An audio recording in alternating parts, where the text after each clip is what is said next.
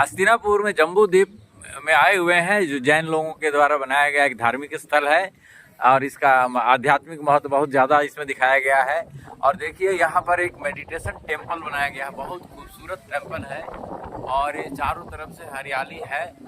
और एक ध्यान देने वाली बात है कि जो भी मंदिर होता है वो पिरामिड शेप में ही होता है और नीचे में बहुत चौड़ा होता है, ऊपर जाकर के पतला होते जाता है और एक बिंदु बन जाता है।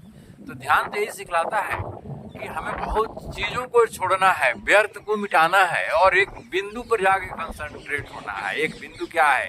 वही तो चेतना है, वही तो आत्मा है, वही तो ईश्वर है, वही तो मन है, जो भी मान लीजिए।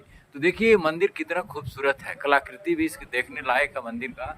बहुत ही सुंदर मंदिर है और ध्यान मंदिर, मेडिटेशन, इसी तरह से बहुत चीज़ें जीवन में छोड़ना पड़ता है, व्यर्थ कचड़े को निकालना पड़ता है। ध्यान तो एक काम करता है, होश पैदा करता है, चेतना पैदा करता है और जीवन को समझने में मदद करता है।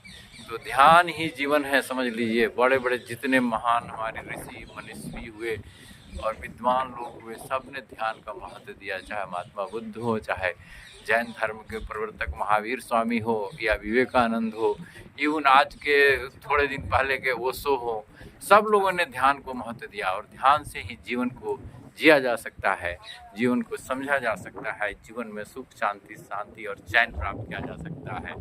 दुख का निरोध जो बुद्धिज्म में बताया गया है, जैनिज्म में बताया गया है और इवन हमारे हिंदू धर्म में, सनातन में भी यही चीज़ बताया गया है कि ध्यान एक बहुत बड़ी शक्ति है और एक ज्ञान का उदय यहीं से होता है, भक्ति का उदय यहीं से होता है। Knowledge is power.